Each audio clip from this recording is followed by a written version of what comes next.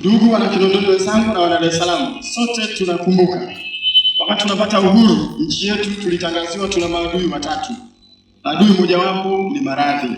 Tunashukuru serikali zetu zote kuanzia awamu ya kwanza mpaka hii awamu ya 6 zimeendelea kupambana na adui maradhi, adui ujinga, adui umaskini. Na hapa nilikite kwenye adui maradhi. Katika sekta hiyo ya afya, serikali imefanya jitihada nyingi sana za kisera, za kisheria, za miundombinu na kuandaa wataalamu.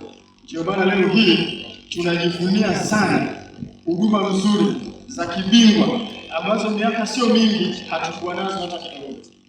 Leo ukienda kwenye hospitali hizi za kanda hizi kama ya Amana, Temeke, Wananyamala na hospitali zingine, huduma zinazopatikana ni bora, za kisasa, tena zenye weledi mkubwa na wanatumia mifumo ya kidijitali.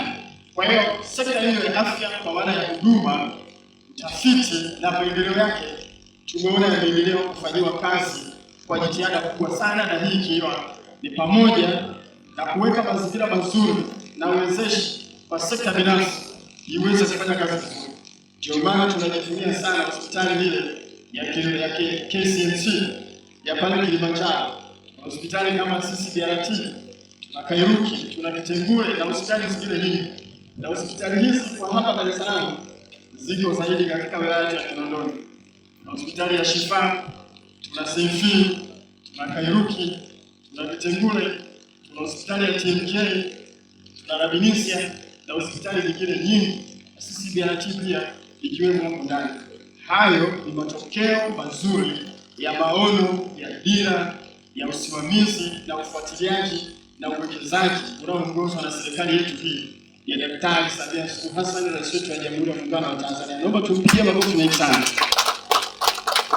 Kwa hiyo kwa maana ya uwekezaji kimiundombinu, vifaa na wataalamu, kwa kweli Tanzania tuko mbele. Sasa hivi tunazungumzia medical tourism, utalii wa kimatibabu. Ukizungumzia huko maana yake tumefika kwenye daraja lingine.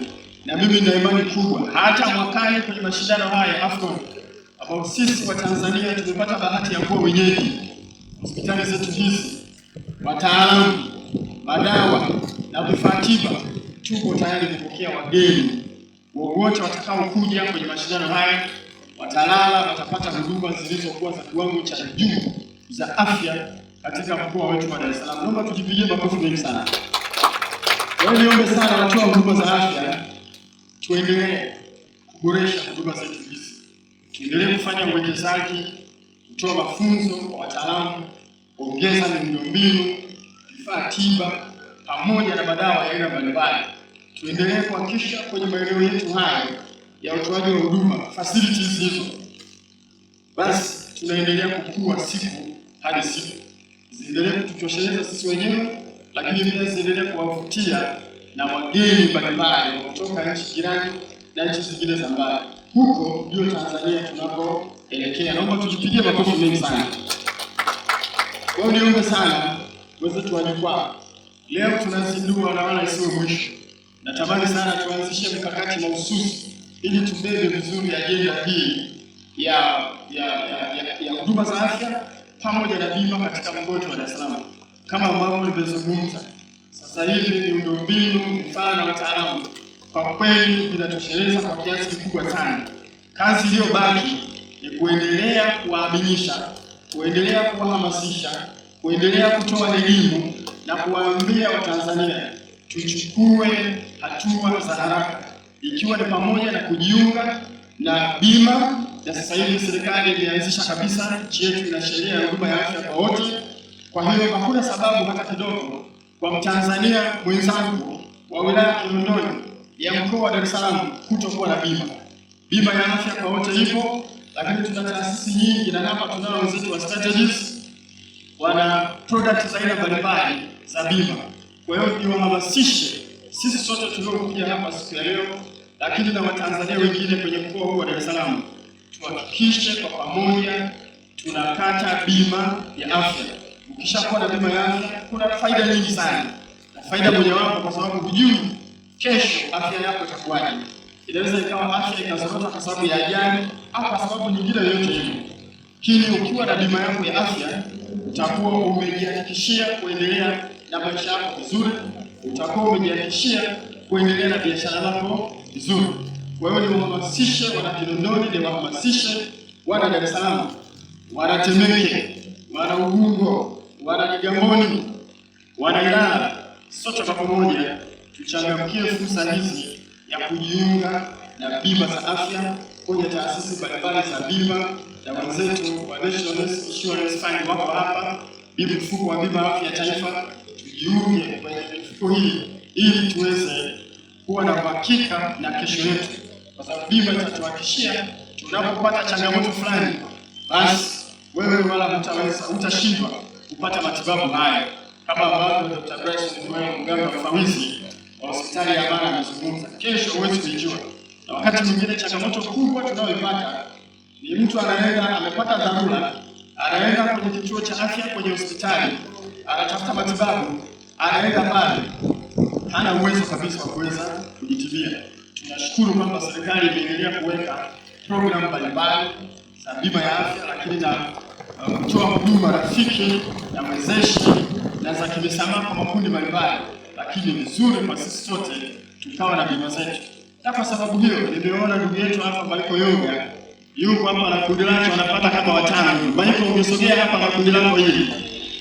Nimefurahi wameonyesha hapa michezo, na tunajua mwaka jana na mwaka juzi katika mashindano kundi hili waliweza kufanya vizuri sana. Binafsi najivunia kundi hili la sanaa pamoja na makundi mengine, na kaka yetu hapa Hamza Kalala yuko hapa. Mimi najitolea kwa sababu tunataka kuona kikundi hiki cha sanaa leo kimetuburudisha, kesho kituburudishe, kesho kutwa kituburudishe tena.